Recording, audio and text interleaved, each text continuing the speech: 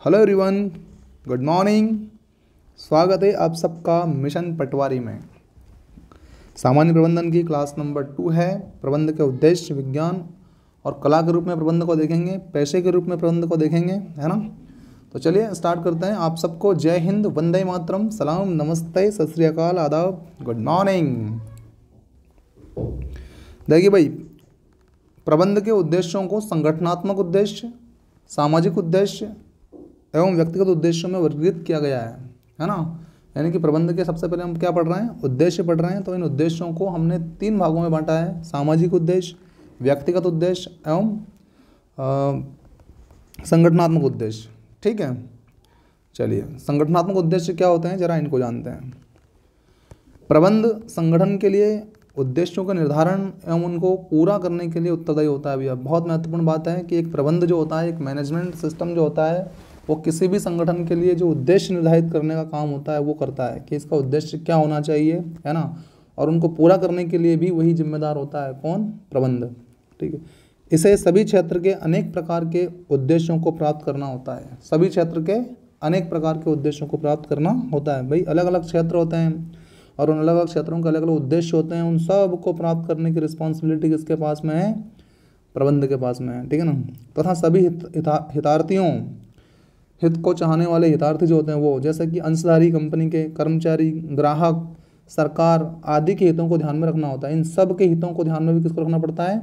एक प्रबंध को रखना होता है। ठीक है ना। किसी भी संगठन का मुख्य उद्देश्य मानव एवं भौतिक संसाधनों के अधिकतम संभव लाभ के लिए उपयोग होना चाहिए। ठीक है ना भाई, कोई भी संगठन है उसका मुख्य उद्देश्य क्या होना चाहिए कि मानव और भौतिक संसाधन जो हैं उनका जो अधिकतम संभव लाभ हो, उनका किस तरह से इस्तेमाल किया जाए संसाधनों का और मानवों का, जिससे कि अधिकतम लाभ हो सके। ठीक है ना। जिसका तात्पर्य है व्यवसाय के आर्थिक उद्देश्यों को पूरा करना, है ना। कि भाई व्यवसाय का हमारा इकोनॉमिकल टास्क क्या है, उसको पूरा करना। ये उद्देश्य है अपने आप को जीवित रखना, लाभ अर्जित करना है, बढ़ोतरी। ये प्रमुख उद्देश्य माने गए हैं भैया। क्या क्या? लाभ अर्जित करना, पहले तो उद्देश्य को जीवित रखना सबसे पहली प्राथमिकता, फिर उसमें लाभ अर्जित करना और फिर धीरे धीरे उसमें ग्रोथ करना, बढ़ोतरी करना। ठीक है ना। ये संगठनात्मक उद्देश्य है। ठीक है ना। तो चलो तीनों को देखते हैं एक एक करके कि जीवित रखने से आशय क्या है।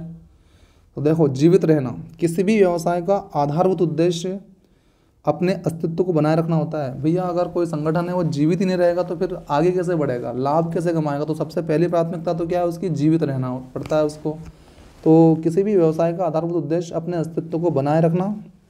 प्रबंध को संगठन के बने रहने की दिशा में प्रयत्न करना चाहिए। जो भी मैनेजमेंट है उसको संगठन बना रहे हमारा, उसके लिए क्या क्या उचित कार्य हमें करना चाहिए, इस मामले में उसको प्रयत्नशील रहना चाहिए प्रबंध को। ठीक है ना। इसके लिए संगठन को पर्याप्त धन कमाना चाहिए। अगर आपको जीवित रहना है, संगठन को जीवित रखना है, कंपनी को जीवित रखना है, तो फिर आपको पर्याप्त क्या करना चाहिए? धन कमाना चाहिए। आपकी मैनेजिंग टीम जो है उसको धन कमाने के उद्देश्य में काम करना चाहिए, जिससे कि लागतों को पूरा किया जा सके। जो कंपनी में खर्चे आते हैं, उद्यम में जो खर्चे आते हैं, उन खर्चों को पूरा किया जा सके। अगर वो खर्चे पूरे होते रहेंगे तो अपनी कंपनी, अपना जो उद्यम है वो चलता रहेगा, अपनी फर्म जो है वो चलती रहेगी। ठीक है। तो जीवित रहना बहुत ज़रूरी है किसी भी फर्म का, किसी भी व्यवसाय का। दूसरा, लाभ कमाना भी इम्पोर्टेंट है। व्यवसाय के लिए इसका बना रहना ही पर्याप्त नहीं है। व्यवसाय के हाँ बस जिंदा है इतना ही काफ़ी नहीं है भाई। आपको ग्रोथ नहीं मिलेगी, आपको लाभ नहीं मिलेगा व्यवसाय में, तो फिर कर क्यों रहे हैं आप? व्यवसाय बिजनेस क्यों कर रहे हैं आप? तो इसमें सिर्फ बना रहना ही ज़रूरी नहीं है, लाभ कमाना भी ज़रूरी है। प्रबंध को यह सुनिश्चित करना होता है कि संगठन लाभ कमाए। क्या करे? संगठन लाभ कमाए। आपका जो संगठन है वो क्या करना चाहिए? लाभ कमाना चाहिए। लाभ उद्यम के निरंतर सफल परिचालन के लिए एक महत्वपूर्ण प्रोत्साहन का कार्य करता है। अगर आपकी कंपनी है उसको निरंतर चलाना है आपको, है ना, तो उसके लिए एक महत्वपूर्ण मोटिवेशन होता है, कौन? लाभ। ठीक है। तो भाई जो लाभ होता है वो लाभ व्यवसाय की लागत एवं जोखिमों को पूरा करने के लिए आवश्यक होता है। भाई आपकी कंपनी में बहुत सारी लागत लग रही है, रिस्क हो सकती है ना। तो इन रिस्क को और जो लागत जो होती है उनको पूरा करने के लिए आवश्यक होता है लाभ, है ना, ताकि कंपनी जो है माइनस में ना जाए, है ना। ओके। तीसरा, बढ़ोतरी। दीर्घ अवधि में अपनी संभावनाओं में वृद्धि व्यवसाय के लिए बहुत आवश्यक है भैया। दीर्घ अवधि मतलब एक बड़ी अवधि होती है, उस लॉन्ग ड्यूरेशन जो होता है उसमें अपनी संभावनाओं में वृद्धि, कंपनी की जो संभावना है उसमें क्या वृद्धि व्यवसाय के लिए बहुत आवश्यक है ना। इसके लिए व्यवसाय का बढ़ना बहुत महत्व रखता है। उद्योग में बने रहने के लिए प्रबंध को संगठन विकास की संभावना को पूरा लाभ उठाना चाहिए, ठीक है ना। अगर आपको उद्योग में बना रहना है तो प्रबंध को संगठन विकास की संगठन किस किस तरह से विकास कर सकता है इसकी संभावनाओं को तलाशते रहना चाहिए और उसका पूरा लाभ उठाना चाहिए। व्यवसाय के विकास को विक्रय आवर्त, कर्मचारियों की संख्या में वृद्धि या फिर उत्पादों की संख्या या पूंजी के निवेश में वृद्धि आदि के रूप में मापा जा सकता है भैया। आपके व्यवसाय का विकास हो रहा है कि नहीं, आपके व्यवसाय का, आपके प्रोफेशन की ग्रोथ हो रही कि नहीं हो रही है, इस बात का मापन कैसे होगा। तो इस बात का मापन होता है विक्रय आवर्त, यानी कि विक्रय लगातार बढ़ रहा है कि नहीं बढ़ रहा है, सेलिंग लगातार बढ़ रही है कि नहीं बढ़ रही है। कर्मचारियों की संख्या में वृद्धि होगी तो पता लग जाएगा कि हाँ ग्रोथ हो रही है हमारी, है ना, लोग ज़्यादा बढ़ रहे हैं हमारे साथ, लगातार ग्रोथ हो रही है। उत्पाद की संख्या में वृद्धि हो रही है, उत्पाद लगातार बढ़ते जा रहे हैं, है ना। और पूंजी के निवेश में वृद्धि, हम हर साल लगातार ज़्यादा ज़्यादा टर्नओवर कर रहे हैं, अधिकतम पूंजी लगा रहे हैं अपने प्रोफेशन में, अपने व्यवसाय में। तो ये तरीके हैं जिनके माध्यम से पता लगता है कि हमारे व्यवसाय में क्या हो रही है, वृद्धि हो रही है। ओके। अब सामाजिक उद्देश्य देखिए। संगठनात्मक उद्देश्य के बाद हम बात कर रहे हैं सामाजिक उद्देश्य के बारे में, है ना। समाज के लिए लाभों की रचना करना, किसके लिए, समाज जो है हमारा उसके लिए लाभों की रचना करना, है ना। संगठन चाहे व्यावसायिक है अथवा गैर व्यावसायिक है ना, प्रोफेशनल हो या नॉन प्रोफेशनल हो, समाज का अंग होने के कारण, संगठन है तो समाज का अंग होने के कारण उसे कुछ सामाजिक दायित्वों को पूरा करना होता है ना। कौन से दायित्व को, सामाजिक दायित्वों को पूरा करना होता है। इसका अर्थ है समाज के विभिन्न अंगों के लिए अनुकूल आर्थिक मूल्यों की रचना करना। समाज के जो अलग अलग अंग हैं, अलग अलग पार्ट्स है ना, अवयव है, उनके अनुसार उनके लिए अनुकूल आर्थिक मूल्यों की रचना करना, है ना, उनके हिसाब से आर्थिक मूल्यों की रचना करना इसमें सम्मिलित है। इसमें क्या शामिल है, उत्पादन के पर्यावरण भिन्न पद्धति अपनाना, उत्पादन के लिए, है ना, पर्यावरण से भिन्न, जैसे एक परंपरागत उत्पादन का तरीका चला आ रहा है तो उसमें क्या है, एक नॉर्मल उत्पादन होता है। तो क्या करना चाहिए एक संगठन को, एक मैनेजिंग सिस्टम को, कि नई तकनीक का इस्तेमाल करके कुछ उत्पादन को बढ़ा लेना चाहिए, ठीक है ना। तो उत्पादन के पर्यावरण के लिए भिन्न पद्धति अपनाना चाहिए। दूसरा, समाज के लोगों से वंचित वर्गों को रोजगार के अवसर प्रदान करना। जो समाज के जो लोग हैं, समाज के लोगों से जो वंचित हैं, जो बेरोजगार लोग हैं, है ना, उनको रोजगार देने का काम करना चाहिए एक संगठन को, है ना। दूसरा, एक कर्मचारियों के लिए विद्यालय, जो कर्मचारी होते हैं उनके लिए, उनके जो बच्चे होते हैं उनके लिए विद्यालय की व्यवस्था करवाना, ये भी एक समाज का उद्देश्य पूरा होता है कहीं ना कहीं। शिशु गृह जैसी सुविधाएं प्रदान करना, या फिर जैसे दो ही हस्बैंड वाइफ आपकी कंपनी में काम करते हैं तो उनका जो बच्चा है उनको किस में रखेंगे, शिशु गृह के लिए छोड़ना, उसको वहाँ पर रखना, रख रखाव उसकी का व्यवस्थित रूप से करना, ये सारी सुविधाएं प्रदान करना सामाजिक उद्देश्य के अंतर्गत आती है, ठीक है। व्यक्तिगत उद्देश्य देखिए। अब संगठन उन लोगों से मिलकर बनता है जिनसे उनका व्यक्तित्व, पृष्ठभूमि, अनुभव एवं उद्देश्य अलग अलग होते हैं। अब सब जानते हैं, जैसे किसी संगठन में 5 लोग काम करते हैं, कितने लोग काम करते हैं, 5 लोग। अब 5 लोग अगर काम कर रहे हैं तो इनका सबका अलग अलग व्यक्तित्व होगा, इनका अपना अपना बैकग्राउंड होगा, पृष्ठभूमि होगी, और सबका अपना अपना अनुभव होगा, और सबके अपने अपने टास्क होंगे। ये सब चीज़ें अलग अलग होती हैं इन 5 लोगों की, है ना। ये सभी अपनी विविध आवश्यकताओं की संतुष्टि हेतु संगठन का अंग बनते हैं। सीधी सी बात है, इन 5 लोगों का क्या होगा, इन 5 लोगों की अपनी अपनी अलग अलग आवश्यकताएं होंगी, और इन आवश्यकताओं की पूर्ति के लिए तो कहाँ जुड़ रहे हैं, संगठन के अंग बन रहे हैं, ठीक है। यह प्रतियोगी वेतन एवं अन्य लाभ जैसी वित्तीय आवश्यकताओं से लेकर, ये जितने भी प्रतियोगी है कर्मचारी जो हैं, ये वेतन एवं लाभ जैसी वित्तीय आवश्यकताओं से लेकर, भाई वेतन तो इन्हें चाहिए ही चाहिए और लाभ भी चाहिए, इन आवश्यकताओं से लेकर साथियों द्वारा मान्यता जैसी सामाजिक आवश्यकताओं एवं व्यक्तिगत बढ़ोतरी एवं विकास जैसी उच्च स्तरीय आवश्यकताओं के रूप में अलग अलग होती है, ठीक है ना। तो भैया इनको अपने जो साथ में काम करने वाले साथी होते हैं उनसे मान्यता भी चाहिए होती है कि भाई हमें बराबरी का हक मिले या सम्मान मिले, है ना। सामाजिक आवश्यकताएं एवं व्यक्तिगत बढ़ोतरी, और उन्हें कंपनी में क्या मिलना चाहिए, व्यक्तिगत बढ़ोतरी मिलनी चाहिए, ग्रोथ होनी चाहिए उनकी, है ना, समय के साथ साथ व्यक्तिगत बढ़ोतरी एवं विकास जैसी उच्च स्तरीय आवश्यकताओं के रूप में अलग अलग होती है ना। सबकी अपनी अपनी क्या होती है, आवश्यकता होती है ये हर कर्मचारी की। प्रबंध को संगठन में तालमेल के लिए व्यक्तिगत उद्देश्यों का संगठनात्मक उद्देश्यों के साथ मिलान करना होता है। देखो भाई, एक मैनेजमेंट जो होता है ना, उसको क्या करना चाहिए, संगठन में तालमेल के लिए, मतलब एक बैलेंस बनाने के लिए, है ना, समन्वय करने के लिए व्यक्तिगत उद्देश्य जो है, हर व्यक्ति का अपना उद्देश्य है और एक उद्देश्य किसका है, संगठन का उद्देश्य है। तो व्यक्तिगत उद्देश्यों को किसके साथ मिला देना चाहिए, संगठनात्मक उद्देश्य के साथ मिलान कर देना चाहिए। उन्हें बताना चाहिए कि भाई देखो, संगठन अगर आपका मजबूत होगा तो आप मजबूत होंगे, संगठन में ग्रोथ होगी तो आपकी ग्रोथ होगी, आपका पद में वृद्धि होगी, आपके वेतन में वृद्धि होगी। इस तरह से उन्हें व्यक्तिगत उद्देश्यों को क्या कर देना चाहिए, संगठन के उद्देश्यों से मिला देना चाहिए। Okay, done. अगला देखते हैं, प्रबंध की प्रकृति या स्वभाव देखिए, किस प्रकार की प्रकृति, कैसा नेचर है हमारे प्रबंध का, है ना। चलिए, प्रबंध एक सार्वभौमिक क्रिया है भैया। कैसी क्रिया है, सार्वभौमिक क्रिया है। तो देखिए, प्रबंध एक सार्वभौमिक क्रिया है जो प्रत्येक संस्था में, चाहे वह सामाजिक संस्था हो अथवा धार्मिक या राजनीतिक हो अथवा फिर व्यावसायिक, समान रूप से संपन्न की जाती है व्यावसायिक समान रूप से संपन्न की जाती है। प्रबंध के सिद्धांत समान रूप से किसी मंदिर, क्लब, श्रम संघ, स्थानीय संस्था आदि पर लागू होते हैं। मतलब कुल मिलाकर कहने का मतलब ये है कि ये सार्वभौमिक है, यानी कि सब जगह व्याप्त है।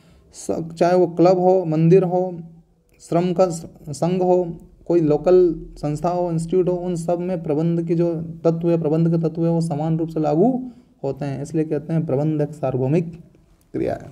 ठीक, प्रबंध की विषय वस्तु मनुष्य है। कौन है, प्रबंध करता कौन है, मनुष्य करता है। तो प्रबंध की विषय वस्तु कौन है, मनुष्य है। देखो, प्रबंध एक सामाजिक प्रक्रिया है क्योंकि प्रबंध के कार्य मौलिक रूप से मानवीय क्रियाओं से संबंधित होते हैं। सामाजिक प्रक्रिया है कि नहीं, प्रबंध समाज के लोग ही तो मिलकर प्रबंध करते हैं, क्योंकि प्रबंध के कार्य मौलिक रूप से मानवीय क्रियाओं से संबंधित होते हैं, है ना। प्रबंध के द्वारा ही मानव क्रियाओं को नियोजित मतलब प्लानिंग की जाती है, संगठन किया जाता है, उन क्रियाओं का संगठित किया जाती है, उन क्रियाओं को निर्देशित किया जाता है, समन्वित मतलब उनमें तालमेल बिठाया जाता है, प्रेरित किया जाता है तथा नियंत्रित किया जाता है। किसके द्वारा, प्रबंध के द्वारा। ये सारी मानवीय क्रियाएं जो हैं, इनका निर्देशन करना, इनमें तालमेल बिठाना, इनका मोटिवेशन देना, प्रेरित करना, नियंत्रण करना, ये सब प्रबंध के द्वारा ही संभव होता है ना।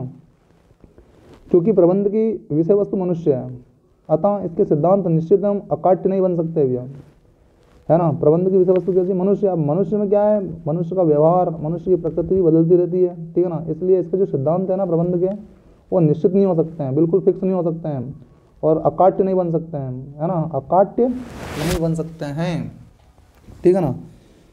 जिनको काटा ना जाए ना, मतलब उनमें संशोधन नहीं किया जाए। इनमें समय समय पर क्या होता है, प्रबंध के सिद्धांतों में जो है परिवर्तन आता रहता है, परिवर्तनशील होते हैं ये, है ना, समय के साथ। प्रबंध के सिद्धांत मूल रूप से व्यवहारिक सिद्धांत हो और मनुष्य के स्वभाव के अनुसार बदलते रहते हैं, है ना। मनुष्य के स्वभाव के अनुसार कैसे बदलते रहते हैं। जैसे एक कंपनी है, उस कंपनी में कोई नया मैनेजर आया, है ना, तो जो पुराने सिद्धांत चले आ रहे हैं, पुराना तरीका जो चला आ रहा है कंपनी के अंदर, उसमें क्या करेगा, वो थोड़ा फेरबदल करेगा अपने स्वभाव के हिसाब से, है ना। तो प्रबंध के सिद्धांत जो है वास्तव में मनुष्य के स्वभाव के अनुसार बदलते रहते हैं, ठीक है। ओके, प्रबंध के कुछ सामाजिक दायित्व भी है भैया, है ना, सोशल रिस्पॉन्सिबिलिटी भी है प्रबंध की। देखिए, अपने महत्व के कारण प्रबंध आज समाज का एक महत्वपूर्ण अंग बन गया है। बहुत इंपॉर्टेंस हो चुका है अभी आज मैनेजमेंट का, क्योंकि हर जगह ज़रूरत है इस मैनेजमेंट की, है ना। तो अपने महत्व के कारण प्रबंध आज समाज का एक महत्वपूर्ण अंग बन गया है। आज प्रबंध के कुछ सामाजिक दायित्व भी पैदा हो गए हैं। क्या हो गए हैं, सामाजिक दायित्व भी पैदा हो गए हैं, और प्रबंधक इनकी अवहेलना नहीं कर सकता, क्योंकि प्रबंधक स्वयं किससे जुड़ा हुआ है, समाज से जुड़ा हुआ है। इसलिए समाज की अवहेलना वो नहीं कर सकता है, सामाजिक दायित्वों की अवहेलना वो नहीं कर सकता है। यह कहा जाने लगा है कि प्रबंधक केवल नियोक्ता का प्रतिनिधि नहीं, नियोक्ता मतलब क्या, जो जिसने प्रबंधक को नियुक्त किया है उसको बोलते हैं नियोक्ता। अर्थात एक कंपनी हो सकती है, क्योंकि कंपनी एक प्रबंधक को नियुक्त करती है, तो वो सिर्फ अब एक प्रबंधक जो है एक नियोक्ता का, एक कंपनी का प्रतिनिधि नहीं, अपितु संपूर्ण समाज का प्रतिनिधि है, क्योंकि उसके द्वारा लिए गए निर्णयों का प्रभाव जो है वो संपूर्ण समाज पे हो सकता है, ठीक है ना। प्रबंध के ग्राहकों, कर्मचारियों, पूर्तिकर्ताओं, नियोक्ता, सरकार तथा समाज के प्रति अनेक उत्तरदायी होते हैं भैया। उसके ग्राहकों के प्रति भी उसकी जिम्मेदारी है, कर्मचारियों के प्रति भी, पूर्तिकर्ताओं के प्रति भी, नियोक्ता जो स्वयं उसकी कंपनी है उसके प्रति भी, और सरकार तथा समाज के प्रति अनेक उत्तरदायित्व होते हैं, है ना। इसलिए कहते हैं प्रबंध के कुछ सामाजिक दायित्व भी है, ठीक है। चौथी विशेषता है, व्यावसायिक क्षेत्र में प्रबंध का विशेष महत्व है भैया। व्यावसायिक जो क्षेत्र है हमारा, प्रोफेशनल क्षेत्र है, इसमें इसका ज़्यादा ही महत्व है थोड़ा। यद्यपि प्रबंध एक सार्वभौमिक क्रिया है, वैसे तो सब जगह इसका महत्व है, लेकिन व्यावसायिक क्षेत्र में इसका विशेष महत्व है। ठीक है। इस संबंध में पीटर ड्रकर ने कहा है कि प्रबंध व्यवसाय का जीवन प्रदायक अवयव है और इसके बिना व्यवसाय में लगे उत्पादन के साधन जो हैं, प्रबंध के बिना व्यवसाय में लगे उत्पादन के साधन केवल साधन रह जाते हैं, उत्पादक नहीं बन पाते हैं। ठीक है ना। तो इस बारे में चर्चा हमारी पिछली क्लास में लेक्चर 1 में हो चुकी है कम्प्लीटली, है ना। ओके, नेक्स्ट देखते हैं। प्रबंध एक पैसा है। प्रबंध क्या है? ये भी एक प्रकृति है। अब अधिकांश विद्वान ये मानने लगे हैं कि प्रबंध एक पैसा है और इस रूप में इसका धीरे धीरे विकास होता चला जा रहा है। पैसे के रूप में प्रबंध का विकास लगातार होता जा रहा है, एक प्रोफेशन के रूप में जो है इसका विकास लगातार होता जा रहा है। अब पैसा है, इसके बारे में हमने तर्क दिया है आगे कि भाई क्यों है पैसा, तो उसके बारे में तर्क विस्तार से आपको इसी लेक्चर में बताया जाएगा। ओके, चलिए। प्रबंध एक कला तथा विज्ञान है। इस बारे में भी आज डिटेल से हम बात करने जा रहे हैं कि कैसे, क्यों कला है और क्यों विज्ञान है। ठीक है ना। तो प्रबंध की सर्वप्रमुख विशेषता यह है कि वह कला भी है और विज्ञान भी है, मतलब दोनों ही है, और इसमें कला तत्वों के साथ विज्ञान के तत्व भी शामिल है। ठीक है।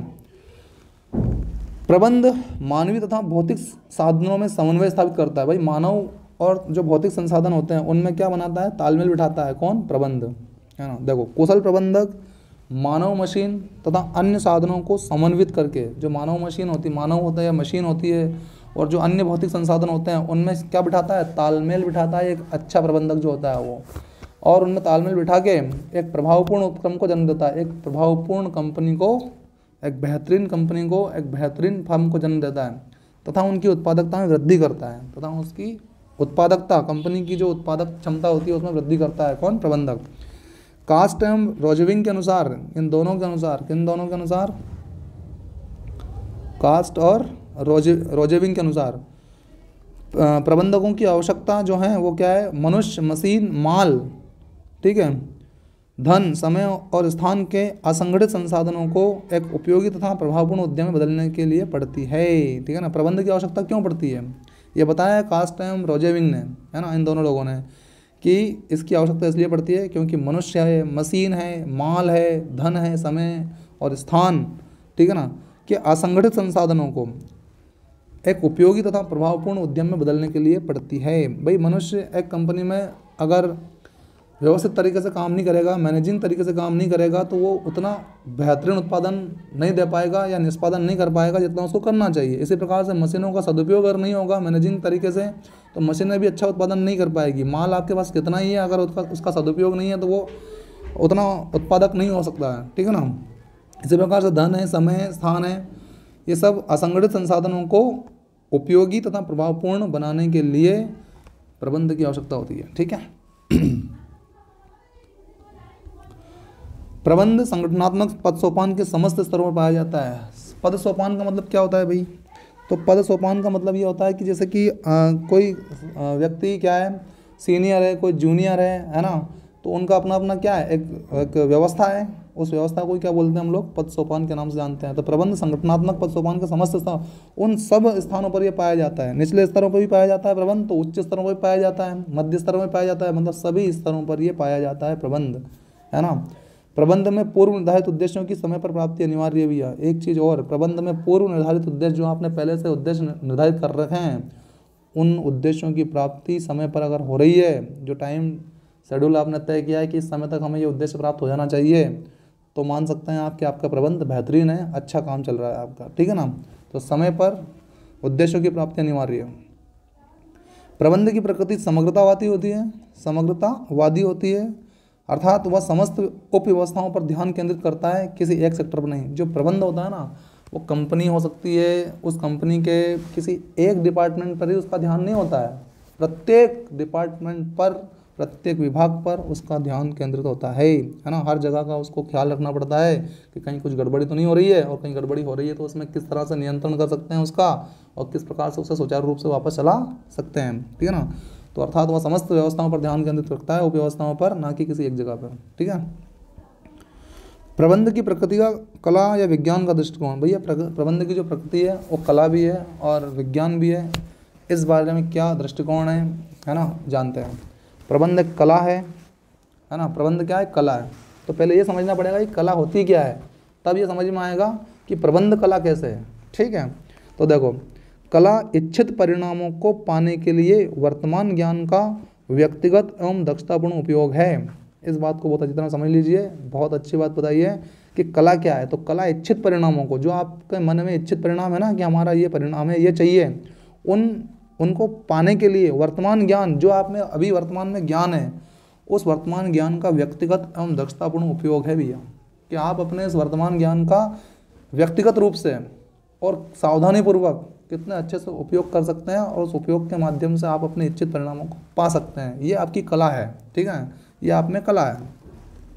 इसे अध्ययन, अवलोकन एवं अनुभव से प्राप्त किया सकता है। कला को किससे प्राप्त कर सकते हैं? आपको अगर कलाकार बनना है ना, तो आप अध्ययन से बन सकते हैं, अवलोकन के माध्यम से बन सकते हैं, और अनुभव से इस कला को प्राप्त कर सकते हैं। ठीक है ना।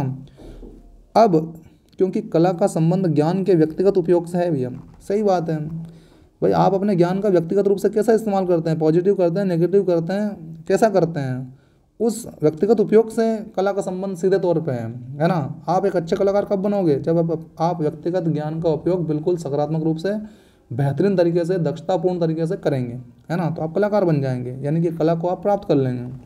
ठीक है ना। इसलिए अध्ययन किए गए मूलभूत सिद्धांतों को व्यवहार में लाने के लिए एक प्रकार की मौलिकता एवं रचनात्मकता की आवश्यकता होती है। ठीक है ना। देखो भाई, आपने जो भी मूलभूत सिद्धांतों का अध्ययन किया है, उन सिद्धांतों को जब आप व्यवहार में लाएंगे, तो व्यवहार में लाने के लिए एक प्रकार की मौलिकता मतलब क्या? सच्चाई, एक तरह की मौलिक होने का जो भाव होता है उसको बोलते हैं हम मौलिकता, है ना। तो मौलिकता एवं रचनात्मकता मतलब क्या? नवनिर्माण करने की जो शक्ति होती है ना, उसको बोलते हैं रचनात्मकता, नवनिर्माण करने की शक्ति। तो सिद्धांत को व्यवहार में लाने के लिए एक प्रकार की सच्चाई, है ना, या मौलिक होने का भाव एवं नवनिर्माण की शक्ति की आवश्यकता होती है भैया, है ना। नवनिर्माण की शक्ति की आवश्यकता होती है। कला के आधारभूत लक्ष्य इस प्रकार है। अब कला जो होती है उसके आधारभूत लक्ष्य क्या होते हैं, इसके बारे में पढ़ते हैं। ठीक है। आधारभूत लक्ष्य, सैद्धांतिक ज्ञान का होना। पहला है सैद्धांतिक ज्ञान का होना। कला यह मानकर चलती है, जो आर्ट होती है वो ये मानकर चलती है कि कुछ सैद्धांतिक ज्ञान पहले से ही है ना, थ्योरिकल नॉलेज पहले ही से है ना। उस विशेषज्ञों ने अपने अपने क्षेत्रों में कुछ मूलभूत सिद्धांतों का प्रतिपादन किया है। हर फील्ड का एक विशेषज्ञ है, हर विषय का एक विशेषज्ञ होता है, कई सारे विशेषज्ञ हो सकते हैं। उन्होंने अपने अपने फील्ड में, अपने अपने क्षेत्रों में क्या दे रखे हैं? सिद्धांत दे रखे हैं, है ना, जो एक विशेष प्रकार की कला में प्रयुक्त होता है। जो कि ये सिद्धांत किस में प्रयुक्त होते हैं? एक विशेष प्रकार की जो कलाएँ होती है, स्पेशल कलाएँ जो होती है, उसमें प्रयुक्त होता है। उदाहरण के लिए जैसे नृत्य है, जन संबोधन है, भाषण अथवा संगीत पर साहित्य सर्वमान्य है। इन पर आपको साहित्य पर्याप्त मिल जाएगा। ठीक है ना भाई। नृत्य करते हैं तो कैसे करते हैं, उसके लिए आपको अध्ययन कर सकते हैं, आप उसके बारे में पढ़ सकते हैं, अनुभव से आप प्राप्त कर सकते हैं, है ना, और अवलोकन से आप नृत्य को अच्छी तरह सीख सकते हैं। यही जन संबोधन का तरीका है। एक नेता बनना है आपको, अच्छा स्पीकर बनना है, तो सीखना पड़ेगा उसको, है ना। तो कला को सीखा जा सकता है। ठीक है ना। इस तरह भाषण देना हो तो सीख सकते हैं आप, अवलोकन कर सकते हैं, अनुभव से भाषण देना सीख सकते हैं, है ना। इसी प्रकार संगीत का है। ये सब इनके लिए सर्वमान्य साहित्य अवेलेबल है जो आपको सिखा सकता है। तो सैद्धांतिक ज्ञान का होना, है ना। ठीक है। दूसरा, व्यक्तिगत योग्यता अनुसार उपयोग। भाई आप में व्यक्तिगत योग्यता कैसी है, किस प्रकार की है, किस लेवल की है, उस हिसाब से आप अपने ज्ञान का क्या करोगे? उपयोग करोगे, है ना, और कलाकार बनोगे। इस मूलभूत ज्ञान का उपयोग व्यक्ति के अनुसार व्यक्ति के अनुसार अलग अलग आदमी जो उनके पास ज्ञान होता है ना, उसका अलग अलग उपयोग करता है। इसलिए अत्यंत व्यक्तिगत अवधारणा है। जो कला है ना, उस कला को इसलिए क्या बताया गया है? अत्यंत व्यक्तिगत अवधारणा है, क्योंकि हर व्यक्ति अपने हिसाब से अपने ज्ञान का इस्तेमाल करता है ना। उदाहरण के लिए 2 नर्तक, 2 वक्ता, 2 कलाकार अथवा 2 लेखकों की अपनी कला के प्रदर्शन में भिन्नता होगी ही होगी। 2 नर्तक है, उसने किस तरह से नाचना सीखा है ना, तो दोनों के नाचने में क्या होगी? भिन्नता होगी, है ना। 2 कलाकार है, अपनी कलाएं कैसे दिखाते हैं। 2 लेखक है, उनकी अपनी अपनी लिखने की शैलियाँ होंगी, है ना।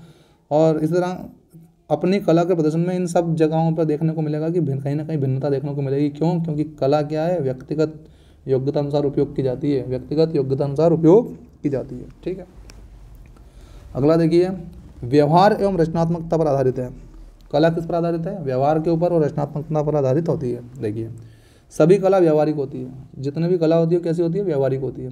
कला वर्तमान सिद्धांतों के ज्ञान का रचनात्मक उपयोग है भैया। कला वर्तमान सिद्धांतों के ज्ञान का रचनात्मक उपयोग है। जो सिद्धांत है ना वर्तमान में जो लोगों ने दे रखे हैं, पहले से विशेषज्ञों ने जो सिद्धांत दे रखे हैं, उन सिद्धांतों ज्ञान का रचनात्मक उपयोग है। क्या उन सिद्धांतों को आप अपने ज्ञान में रखकर, अपने ध्यान में रखकर किस प्रकार से नवनिर्माण कर सकते हैं, किस तरह से उनका उपयोग कर सकते हैं, रचनात्मक उपयोग उन सिद्धांतों का कर सकते हैं। हम जानते हैं कि संगीत 7 सुरों पर आधारित है, बिल्कुल 7 सुरों पर आधारित है, लेकिन किसी संगीतकार की संगीत रचना विशिष्ट अथवा भिन्न होती है ना।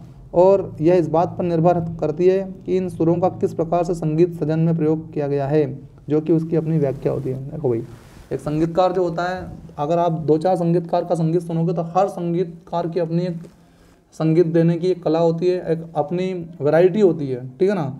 तो कुल मिलाकर बात यह है कि व्यवहार एवं रचनात्मकता पर आधारित होती है कौन? कला, है ना। ठीक है। प्रबंध एक कला है क्योंकि यह निम्न विशेषताओं को पूरा करती है। तो अभी तक आपने क्या देखा कि कला क्या क्या चीज़ है, कला में क्या विशेषताएं होती है। अब प्रबंध को भी हमने किससे जोड़ा है? कला से जोड़ा है। तो क्यों है वो कला? तो वो निम्न विशेषताओं को पूरा करती है, इसलिए वो कला है। कौन? प्रबंध।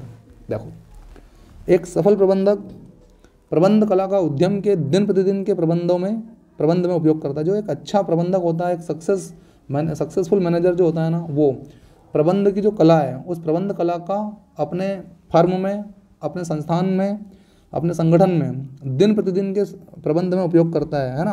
कला का उपयोग रोज करता है वो, है ना, जो कि अध्ययन, अवलोकन एवं अनुभव पर आधारित होती है ना। बिल्कुल कला इसी पर आधारित है, अध्ययन पे, अवलोकन पर, अनुभव पर आधारित होती है।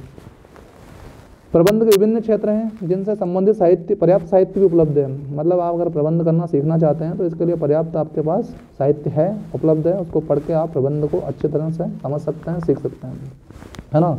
जैसे कला को सीखने के लिए साहित्य है नहीं, इस तरह से प्रबंध को सीखने के लिए साहित्य है ना। ये क्षेत्र है विपणन, वित्त एवं मानव संसाधन, जिनमें प्रबंधक को विशिष्टता प्राप्त करनी होती है। किन क्षेत्रों में भैया? मार्केटिंग के क्षेत्र में, विपणन के क्षेत्र में, फाइनेंस के क्षेत्र में एवं मानव संसाधन, है ना, ह्यूमन रिसोर्सेज के क्षेत्र में प्रबंधक को क्या करना चाहिए? विशिष्टता प्राप्त करनी होती है।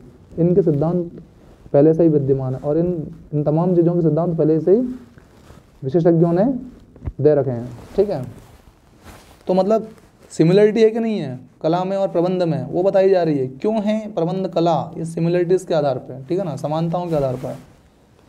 दूसरा, प्रबंध के विभिन्न सिद्धांत है जिनका प्रतिपादन कई प्रबंध विचारकों ने दिया है। जैसे कला के सिद्धांत है कि नहीं, कला सीखने के लिए सिद्धांत है ना, थ्योरीज है। इसी प्रकार से प्रबंध के विभिन्न सिद्धांत हैं जिनका प्रतिपादन कई प्रबंध विचारकों ने दिया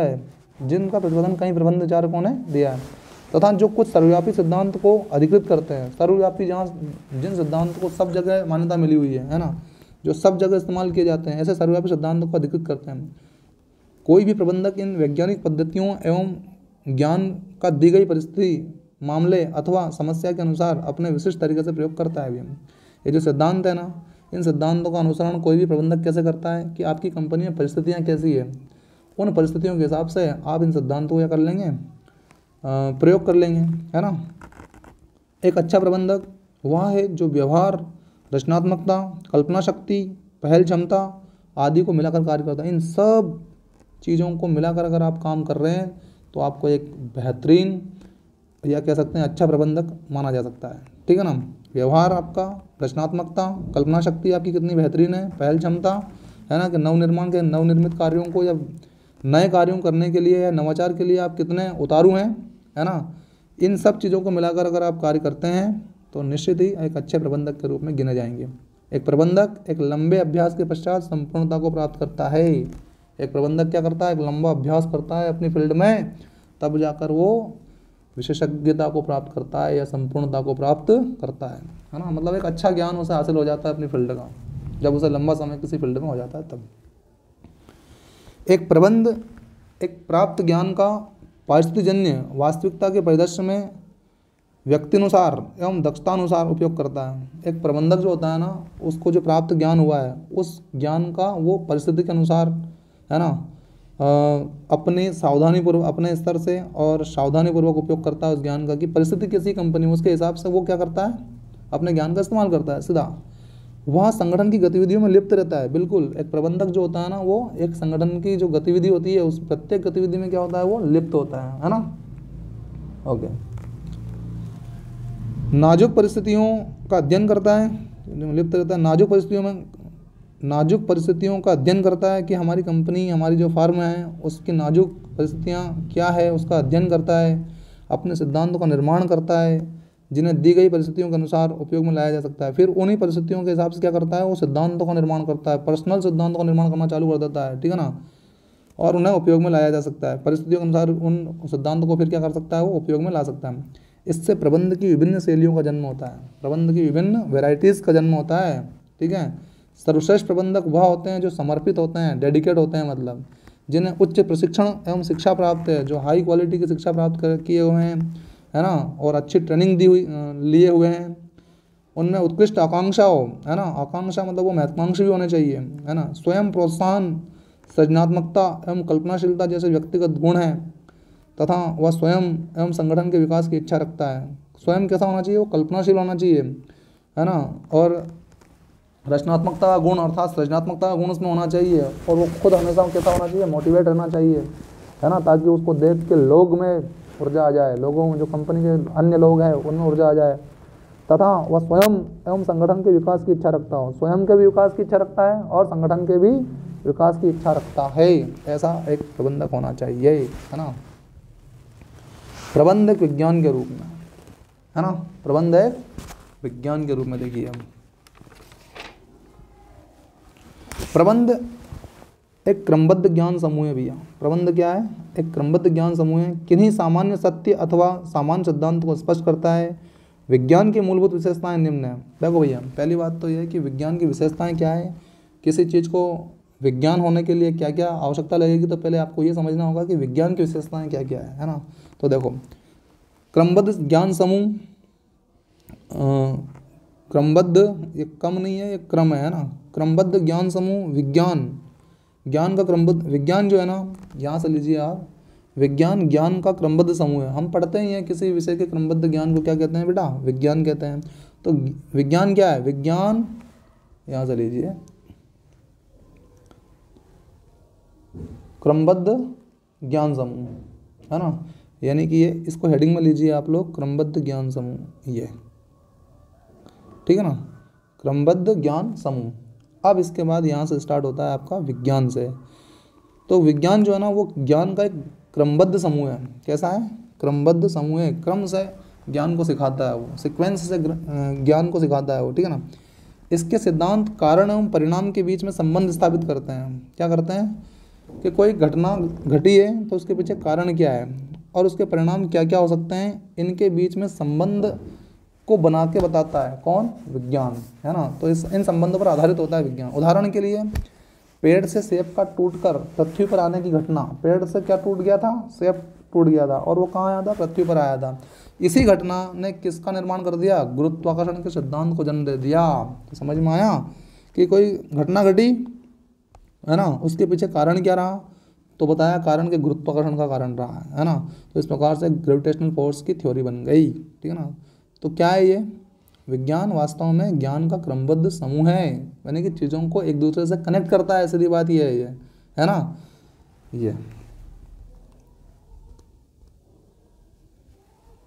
परीक्षण पर आधारित सिद्धांत, विज्ञान में क्या होता है, हर चीज़ का एक परीक्षण होता है ना, उसके बाद सिद्धांत बनते हैं विज्ञान के अंदर। तो वैज्ञानिक सिद्धांतों को पहले अवलोकन के माध्यम से विकसित किया जाता है भैया। किसके माध्यम से, अवलोकन के माध्यम से, मतलब बारीक अध्ययन के माध्यम से बारीक चीज़ों को सीखा जाता है पहले, और फिर उस अवलोकन के माध्यम से विकसित किया जाता है। और फिर नियंत्रित परिस्थितियों में, परिस्थितियाँ भी ऐसी होनी चाहिए जो कंट्रोल हो जाए, है ना, उन परिस्थितियों में बार बार परीक्षण कर उसकी जांच की जाती है। नियंत्रित परिस्थितियों में बार बार परीक्षण कर क्या होता है, टेस्टिंग होती है ना। जो भी आपने अवलोकन किया है ना, उस अवलोकन का क्या होगा, उसका टेस्टिंग होगा और उसकी जांच की जाएगी, ठीक है ना, तब जाकर वो सिद्धांत रूप में परिणत होता है, ठीक है। तो परीक्षण पर आधारित सिद्धांत होते हैं किसमें, विज्ञान में। व्यापक वेदता मतलब सर्वमान्य होता है, कुल मिलाकर सब मानते हैं, विज्ञान की जो बातें होती है वो सब लोग मानते हैं। तो व्यापक वेदता होती है इसमें।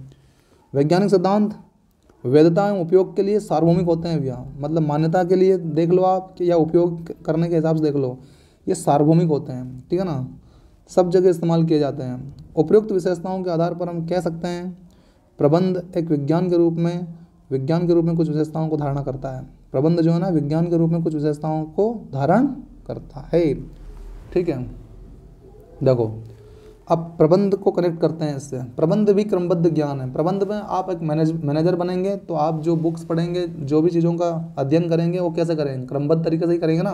तो इसलिए कह सकते हैं आप कि प्रबंध भी एक क्या है, क्रमबद्ध ज्ञान है ना। तो सिमिलरिटी है कि नहीं है? यस। इसके अपने सिद्धांत एवं नियम हैं जो समय समय पर विकसित हुए हैं। भाई इसके भी जैसे विज्ञान में सिद्धांत है कि नहीं, इसी प्रकार से प्रबंध में भी क्या है, सिद्धांत है और नियम है जो समय समय पर विकसित हुए हैं, है ना। लेकिन ये अन्य विषय जैसे समाजशास्त्र, मनोविज्ञान शास्त्र एवं गणित से भी प्रेरित होता है। भाई हमने कल भी पढ़ा था इस बात को कि हमारा जो मैनेजिंग सिस्टम है या प्रबंध जो है वो दूसरे विशेषण से भी प्रेरित है ना। अन्य किसी भी संगठित क्रिया के समान प्रबंध की भी अपनी शब्दावली एवं अवधारणाओं का शब्दकोश है। बिल्कुल दूसरे विषय के समान इसके भी अपनी शब्दावली है ना, अपने शब्दकोश है और अपने कॉन्सेप्ट है ना। जैसे विज्ञान के पास अपनी शब्दावली है तो इसके पास भी अपनी एक शब्दावली है। विज्ञान के अपने कॉन्सेप्ट है तो इसके भी अपने कॉन्सेप्ट है ना। प्रबंधकों को भी एक दूसरे से संवाद करते समय समान शब्दावली का प्रयोग करना चाहिए, तभी वो अपने कार्य की स्थिति को सही रूप में समझ पाएंगे। यानी कि जो उनके सेक्टर, उनके डिपार्टमेंट की जो लैंग्वेज है, प्रबंध डिपार्टमेंट की जो लैंग्वेज है, उसी लैंग्वेज में प्रबंधकों को आपस में बात करना चाहिए ताकि वो चीज़ों को बारीकी से और अच्छे से समझ सके। ठीक है ना। प्रबंध के सिद्धांत विभिन्न संगठनों में बार बार के परीक्षण एवं अवलोकन के आधार पर विकसित हुए। जैसे विज्ञान में अभी देखा ना, परीक्षण करा था अपन ने सिद्धांतों का, इसी प्रकार से प्रबंध में भी जो सिद्धांत आए हैं ना, उनका अलग अलग संगठनों में बार बार परीक्षण किया गया है, उसी आधार पर वो विकसित हुए हैं, है ना। बार बार उनका टेस्ट किया गया है, तब जाकर उनको सिद्धांत कहा गया है ना। क्योंकि प्रबंध का संबंध मनुष्य एवं मानवीय व्यवहार से है। सिंपल सी बात है कि भाई प्रबंध का संबंध किससे, प्रबंधक कौन होता है, मानव ही होता है। तो मानव के व्यवहार से प्रबंध का संबंध है। इसलिए इन परीक्षणों की ना तो सही भविष्यवाणी की जा सकती है और ना ही यह प्रतिध्वनित होते हैं, है ना। मतलब बात यह है कि मानव का व्यवहार जो है ना वो समय समय पर बदलता रहता है। ठीक है ना। और बदलाव के कारण क्या होता है कि एक निश्चित भविष्यवाणी नहीं की जा सकती है। ठीक है ना। और ना ही यह प्रतिध्वनित होते हैं। इन सीमाओं के होते हुए भी प्रबंध के विद्वान प्रबंध के सामान्य सिद्धांतों की पहचान करने में सफल रहे हैं। मतलब कहीं ना कहीं लिमिटेशन है, यानी कि हम ये तो नहीं कह सकते हैं कि पूरी तरह से हमारा जो प्रबंध है वो विज्ञान ही है। ठीक है ना। लिमिटेशंस होती है हर की, वो अलग क्यों है, थोड़ा बहुत तो अलग है ना, हो तो लिमिटेशन होना स्वाभाविक है उसमें। लेकिन इन लिमिटेशंस के होने के बावजूद भी, है ना, जो प्रबंध के विद्वान हैं वो प्रबंध के सामान्य सिद्धांतों की पहचान करने में सफल रहे हैं। जैसे कि F.W. टेलर के वैज्ञानिक प्रबंध के सिद्धांत एवं हेनरी फेयोल के कार्यात्मक प्रबंध के सिद्धांत इसके उदाहरण हैं। ठीक है ना। यानी कि इनमें जो सिद्धांत दिए गए हैं, वैज्ञानिक प्रबंध के सिद्धांत जो हैं, वो कार्यात्मक प्रबंध के सिद्धांत जो हैं, ये सीमाओं के बावजूद भी सफल हुए हैं सिद्धांत, कि भले ही सीमाएं हैं लेकिन इन सिद्धांतों को यदि आप अपने कार्यों में अप्लाई करते हैं तो निश्चित रूप से आप अपने कार्य में सफल होंगे। ठीक है ना। क्योंकि ये कई बार इन सिद्धांतों का परीक्षण हुआ है, तब जाकर ये अस्तित्व में आए हैं। ठीक है, ओके। प्रबंध के सिद्धांत विज्ञान के सिद्धांतों के समान विशुद्ध नहीं होते हैं। विशुद्ध नहीं होते हैं मतलब बिल्कुल प्योर नहीं होते हैं। ठीक है ना। जैसे विज्ञान सिद्धांत क्या है, बिल्कुल प्योर होते हैं, ऐसे प्रबंध सिद्धांत प्योर नहीं होते हैं। और ना ही उनका सार्वभौमिकता, उनका उपयोग सार्वभौमिक होता है, सब जगह उनका उपयोग नहीं होता है उन सिद्धांतों का, है ना। इनमें परिस्थितियों के अनुसार संशोधन किया जाता है। इन सिद्धांत में जो प्रबंध के सिद्धांत है ना, उन प्रबंध के सिद्धांतों को परिस्थितियों के अनुसार आपको संशोधन करना होता है उन सिद्धांतों में। ठीक है ना। लेकिन यहाँ प्रबंधकों को मानक तकनीक प्रदान जरूर करते हैं, है ना। जो प्रबंधक होते हैं उनको क्या स्टैंडर्ड टेक्नोलॉजी जो होती है ना, टेक्निक्स जो होती है वो जरूर प्रदान करते हैं, जिन्हें भिन्न भिन्न परिस्थितियों में प्रयोग में लाया जा सकता है। उन तकनीकों का प्रयोग अलग अलग परिस्थितियों में प्रयोग में लाया जा सकता है ना। इन सिद्धांतों के प्रबंधक को प्रशिक्षण एवं उनके विकास के लिए भी उपयोग किया जाता है। ये जो सिद्धांत दिए गए हैं, जो प्रबंध के सिद्धांत जो हैं, उन सिद्धांतों को जो प्रबंधक होते हैं उनको प्रशिक्षण देने के लिए और प्रबंधकों के विकास के लिए भी उपयोग में लाया जाता है इन सिद्धांतों को। ठीक है ना। तो इसलिए सिद्धांत बहुत उपयोगी हो जाते हैं, है ना। हाँ, लेकिन ये जरूर बताया गया है कि ये बात ध्यान रखना है, बहुत महत्वपूर्ण है, कि विज्ञान के जो सिद्धांत होते हैं वो कैसे होते हैं, बिल्कुल विशुद्ध होते हैं। इस प्रकार का जो सिद्धांत हैं वो प्रबंध के सिद्धांत इतने विशुद्ध नहीं होते हैं, क्योंकि ये परिवर्तनशील होता है ना, प्रबंध समय के साथ बदलना पड़ता है इसको। ठीक है ना। इसलिए ये इतना विशुद्ध नहीं होता है। ठीक है ना। इस प्रकार निष्कर्ष के रूप में कहा जा सकता है कि प्रबंध विज्ञान भी है और कला भी है भैया। आपने पूरा डिटेल पढ़ा समझा है तो आपको ये पता लग गया होगा कि निश्चित रूप से बहुत सारी ऐसी समानताएं हैं जिसके आधार पर यह कहा जा सकता है कि हमारा जो प्रबंध है वो कला भी है और विज्ञान भी है, ठीक है ना। हाँ, यह अन्य प्राकृतिक विज्ञानों की भांति उतना निश्चित विज्ञान नहीं है, है ना। इसका कारण इसमें जड़ तत्वों का अध्ययन न किया जाकर मानवीय पहलुओं का अध्ययन किया जाना है। जड़ तत्व का मतलब क्या? जो निर्जीव तत्व होते हैं ना, जिनमें चेतना नहीं होती है, उन तत्वों का अध्ययन नहीं होता है। इसमें तो मानवीय चीज़ों का अध्ययन ज़्यादा होता है ना। इसलिए ये फिक्स नहीं है ना। और जड़ तत्व होता है तो फिक्स होती है, जिसमें चेतना नहीं है ना। जैसे विज्ञान के जो सिद्धांत ज़्यादातर किस पे लागू है? जड़ तत्वों पे, है ना। तो कहने का मतलब जैसे कि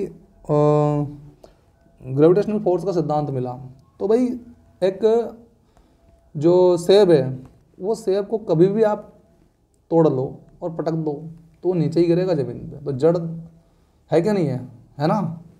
लेकिन जो कंपनी में जो घटनाएं घटती है वो अलग अलग समय पे अलग अलग घटनाएं घटती है, इसलिए इसके जो सिद्धांत होते हैं ना वो विशुद्ध नहीं होते हैं, ठीक है ना। जड़ तत्वों का अध्ययन न किया जाकर मानवीय पहलुओं का अध्ययन किया जाता है। हाँ, यह एक व्यवहारिक विज्ञान अवश्य है। जो प्रबंध है ना वो क्या है? एक व्यवहार में आने वाला विज्ञान है, लोगों से मेलजोल करने वाला विज्ञान है, ठीक है ना। एक व्यवहारिक विज्ञान अवश्य है, ठीक है।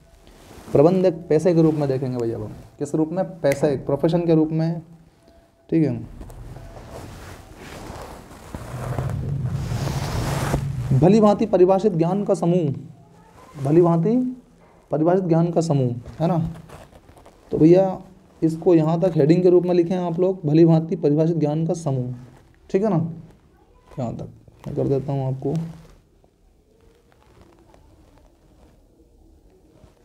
यहाँ तक, ठीक है। फिर इसके बाद सभी पैसे भली भांति परिभाषित ज्ञान के समूह पर आधारित होते हैं, चाहे कोई भी पैसा हो, ठीक है ना। वो किस पर आधारित होते हैं? भली भांति परिभाषित ज्ञान के समूह पर आधारित होते हैं, जिसे शिक्षा से अर्जित किया जा सकता है। इस ज्ञान को कैसे प्राप्त कर सकते हैं? किसी भी फील्ड का जो ज्ञान चाहिए आपको तो कैसे प्राप्त कर सकते हैं आप? शिक्षा से प्राप्त कर सकते हैं, है ना। यस। दूसरी बात, अवरोधित प्रवेश। अवरोधित प्रवेश समझिए इसको क्या कहना चाह रहा है।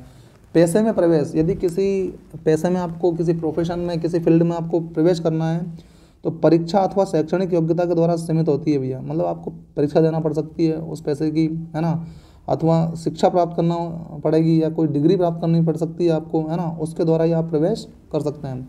उदाहरण के लिए भारत में यदि किसी को चार्टर्ड अकाउंटेंट बनना है, चार्ट नहीं चार्टर्ड है ये, है ना। क्या लिखेंगे आप इसको?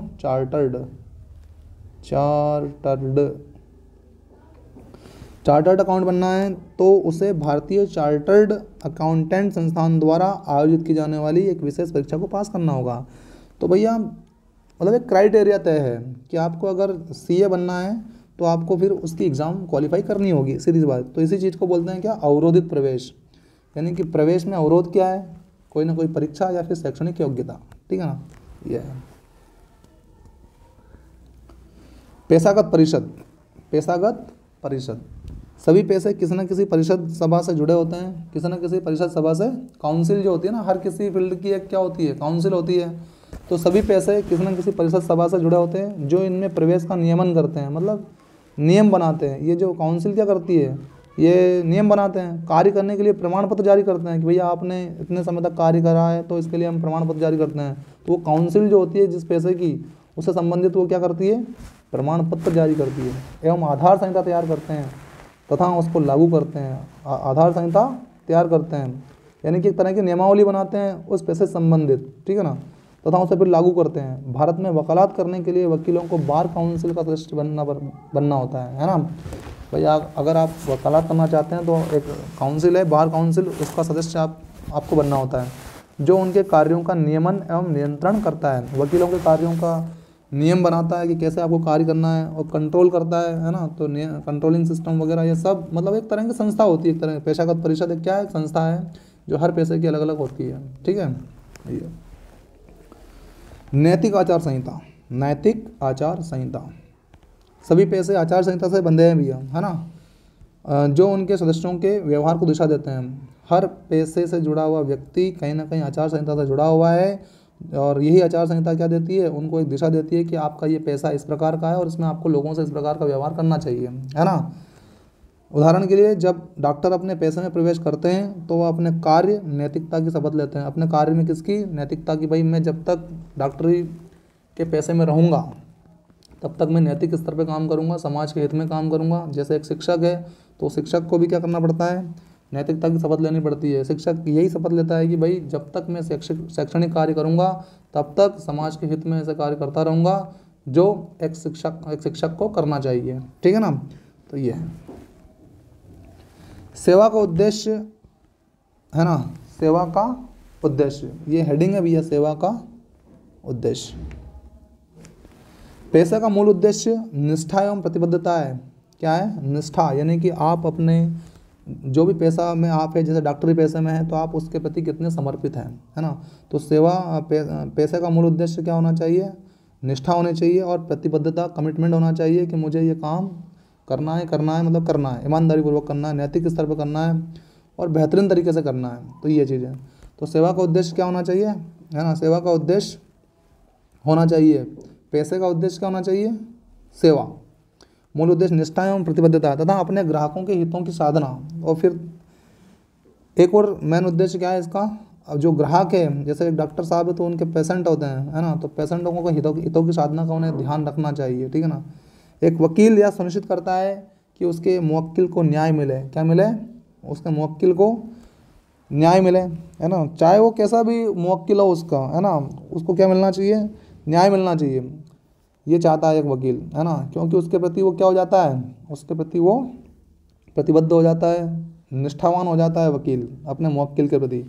प्रबंध पैसे के सिद्धांतों को पूरी तरह से पूरा नहीं करता है। हालांकि किसी जो प्रबंध है ना, ये पैसे के सिद्धांत को पूरी तरह तो लागू नहीं करता है या पूरा नहीं करता है, फिर भी इसमें कुछ विशेषताएं होती है जो निम्न है। भाई पैसे से संबंधित क्या क्या विशेषताएं हमारे प्रबंध में हैं, ये अब जान लेते हैं हम, है ना। पूरी तरह तो कोई भी चीज़ फॉलो नहीं होती है ना, लेकिन हाँ मिलती है, समानताएं होने के कारण कहा जाता है कि भाई ये पैसा भी एक तरह का प्रबंध है, ठीक है। यस, जैसे पूरे विश्व में प्रबंध विशेष रूप से एक संकाय के रूप में विकसित हुआ है। संकाय मतलब एक विषय के रूप में, एक अलग विषय के रूप में पढ़ाया जाता है मैनेजमेंट को, है ना। जैसे IIM में आप देखते हैं इंडियन इंस्टीट्यूट ऑफ मैनेजमेंट, तो एक अलग विषय के रूप में वहाँ पर इसका अध्ययन करवाया जाता है, ठीक है ना। तो एक संकाय के रूप में विकसित हुआ है। यह ज्ञान के व्यवस्थित समूह पर आधारित है। भैया मैनेजमेंट क्या है? प्रबंध एक ज्ञान के व्यवस्थित समूह पर आधारित है। इसका अपना एक व्यवस्थित ज्ञान है जिसके भलीभांति परिभाषित सिद्धांत है, जिसके भलीभांति परिभाषित सिद्धांत होते हैं जो व्यवसाय की विभिन्न स्थितियों पर आधारित है ना। जैसे भलीभांति ज्ञान की जरूरत उसमें होती है कि नहीं, पैसे में भलीभांति परिभाषित ज्ञान का समूह होता है एक पैसा। उसी प्रकार से ये भी क्या है? भलीभांति ज्ञान का एक समूह है, भलीभांति ज्ञान द्वारा परिभाषित है ये भी, है ना। तो यह ज्ञान के व्यवस्थित समूह पर आधारित है जिसके भलीभांति परिभाषित, जिसके सिद्धांत जो हैं वो भलीभांति परिभाषित है ना। परिभाषित सिद्धांत जो व्यवसाय सिद्धांत है, जो व्यवसाय की विभिन्न स्थितियों पर आधारित है। जो भलीभांति परिभाषित सिद्धांत है ना, वो व्यवसाय की विभिन्न स्थितियों पर आधारित होते हैं। भाई हर व्यवसाय की अपनी अपनी अलग अलग स्थितियाँ होती है, उन स्थितियों के आधार पर सिद्धांत निर्मित किए जाते हैं, ठीक है ना। इसका ज्ञान विभिन्न महाविद्यालय एवं पेशेवर संस्थानों में पुस्तकों एवं पत्रिकाओं के माध्यम से अर्जित किया जा सकता है भैया, है ना। सीधी सी बात है, मैनेजिंग वर्क का जो ज्ञान है आप इंस्टीट्यूट में जाकर, संबंधित इंस्टीट्यूट में जाकर और उससे संबंधित पत्रिकाओं को पढ़ के, पुस्तकों को पढ़कर अर्जित कर सकते हैं, है ना। प्रबंध को विषय के रूप में विभिन्न संस्थाओं में पढ़ाया जाता है। विभिन्न एक विषय के रूप में पढ़ाते हैं कि नहीं पढ़ाते हैं? जैसा अभी उदाहरण दिया है IIM का, विभिन्न संस्थाओं में पढ़ाया जाता है। इनमें से कुछ संस्थानों की स्थापना केवल प्रबंध की शिक्षा प्रदान करने के लिए ही की गई है भैया। सिर्फ और सिर्फ मैनेजमेंट पढ़ाया जाएगा आपको, है ना। ऐसे संस्थान भी है भारत में, जैसे भारत में भारतीय प्रबंधन संस्थान IIM। इन संस्थानों में प्रवेश साधारणतः प्रवेश परीक्षा के माध्यम से होता है। एंट्रेंस एग्जाम देनी होती है तब जाकर आपका प्रवेश इसमें होता है, ठीक है। दूसरी बात और क्या सिमिलरिटी है आपके प्रबंध की और पैसे की? प्रबंधक पैसा क्यों है? तो देखिए, किसी भी व्यावसायिक इकाई में किसी भी व्यक्ति को प्रबंधक मनोनीत अथवा नियुक्त किया जा सकता है। किसी भी व्यावसायिक इकाई जो है, जो कोई कंपनी है, उसमें किसी भी व्यक्ति को प्रबंधक मनोनीत किया जा सकता है। व्यक्ति की कोई भी शैक्षणिक योग्यता हो उसे प्रबंधक कहा जा सकता है। आपकी कोई भी शैक्षणिक योग्यता हो सकती है, आप प्रबंधक बन सकते हैं, है ना।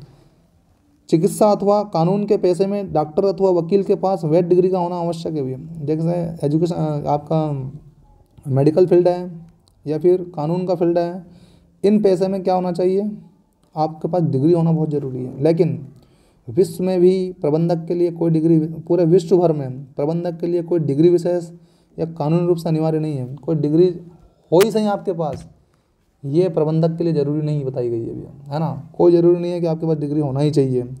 हाँ, लेकिन डिग्री होगी तो आपकी मांग ज़्यादा होगी, ये बात और है, ठीक है। यस, डिग्री का होना आवश्यक नहीं है, लेकिन विश्व में भी प्रबंधक के लिए कोई डिग्री विशेष कानूनी रूप से अनिवार्य नहीं है। लेकिन यदि इस पेशे का ज्ञान अथवा प्रशिक्षण है तो यह उचित योग्यता मानी जाती है। यदि आपको कहीं से भी आपने ज्ञान लिया है और आपने इसका प्रशिक्षण आप प्राप्त किया है ना, इसको सीखा है कि मैनेजिंग वर्क कैसे किया जाता है, तो यही योग्यता उचित मान ली जाती है या उचित योग्यता मानी जाती है, ठीक है। जिन लोगों के पास प्रतिष्ठित संस्थानों की डिग्री अथवा डिप्लोमा होता है, जैसे आपके पास कभी IIM की डिग्री हो, है ना, या डिप्लोमा हो, तो ऐसे लोगों की मांग बहुत अधिक है भैया। हाँ, डिग्री का महत्व तो है, इतना तो मानना पड़ेगा, तो उनकी मांग बहुत अधिक है। इस प्रकार से दूसरी आवश्यकता पूरी तरह से पूर्ति नहीं होती है, यानी कि मैनेजरों की ज़रूरत बहुत जगह है, बहुत जगह। तो फिर क्या होता है कि हर आदमी के पास डिग्री हो, अगर ऐसा ढूंढने जाएंगे कि डिग्री वाला ही चाहिए तो फिर पूर्ति नहीं हो पाएगी। इसलिए बिना डिग्री वाले जो अनुभवी लोग होते हैं वो भी प्रबंधक होते हैं, ठीक है ना। डिग्री का होना अनिवार्य नहीं है, हाँ, लेकिन डिग्री होगी तो आपकी मांग और आपकी जो सैलरी पैकेज जो होगा उसको वो प्रभावित जरूर करेगी डिग्री, ठीक है ना। ओके, AMI मैनेजमेंट इंस्टीट्यूट है ना। भारत में प्रबंध में लगे प्रबंधकों के कई संगठन हैं, बिल्कुल है ना। जैसे काउंसिल थी है ना, पैसे हर पैसे की एक काउंसिल होती है, इसी प्रकार से भारत में प्रबंध में लगे जो प्रबंधक होते हैं उनके कई संगठन हैं। जैसे ऑल इंडिया मैनेजमेंट एसोसिएशन, जिसने अपने सदस्यों के कार्यों के नियमन के लिए आचार संहिता बनाई है। जैसे उधर काउंसिल ने बनाई थी, नहीं बनाई थी, ऐसे ही अपने सदस्यों के कार्यों के नियमन के लिए, मतलब नियम बनाने के लिए एक आचार संहिता बनाई है, एक नियमावली बनाई है। लेकिन प्रबंधकों के ऊपर इस प्रकार के संगठनों का सदस्य बनने के लिए कोई दबाव नहीं है और ना ही इनकी कोई वैधानिक मान्यता है। भाई ज़रूरी नहीं है कि आप उस काउंसिल का सदस्य बने ही सही। ये जो प्रबंधन में जो आपके पास संगठन है MI, जैसे ऑल इंडिया मैनेजमेंट एसोसिएशन है, तो ज़रूरी नहीं है कि आप इसका सदस्य बने ही सही। क्यों? क्योंकि आपके ऊपर कोई दबाव नहीं होता है। दूसरा, इन जो संस्थान है ये, इनकी कोई वैधानिक मान्यता भी नहीं है कि नहीं यार होना ज़रूरी है, ठीक है। ओके, प्रबंध का मूल उद्देश्य संगठन को अपने उद्देश्यों की प्राप्ति में सहायता करना है। क्या होना चाहिए एक प्रबंध का मूल उद्देश्य, कि जो संगठन है उस संगठन को अपने उद्देश्यों की प्राप्ति में सहायता करना, कि संगठन का उद्देश्य क्या है, उस उद्देश्य को पूरा करना एक प्रबंध का उद्देश्य होना चाहिए। यह उद्देश्य अधिकतम लाभ कमाना हो सकता है या फिर अस्पताल में सेवा करना हो सकता है ना। हालांकि प्रबंध का अधिकतम लाभ कमाने का उद्देश्य नैतिक रूप से सही नहीं है तथा यह तेजी से बदल रहा है। भाई जरूर ये एकमात्र उद्देश्य नहीं होना चाहिए बस कि लाभ ही कमाना है अपने को, है ना। आपका जो ये नज़रिया था कि बस लाभ कमाना है, ये लगातार तेज़ी से बदलता जा रहा है। आज लोग सेवा को ज़्यादा महत्व दे रहे हैं, है ना। प्रबंध में सेवा को महत्व ज़्यादा दिया जा रहा है, ठीक है। तो ठीक है, कंप्लीट होती है हमारी क्लास 2। कैसी लगी आपको ये क्लास 2, है ना, ज़रूर बताइए हमें। Thank you very much, bye, take care.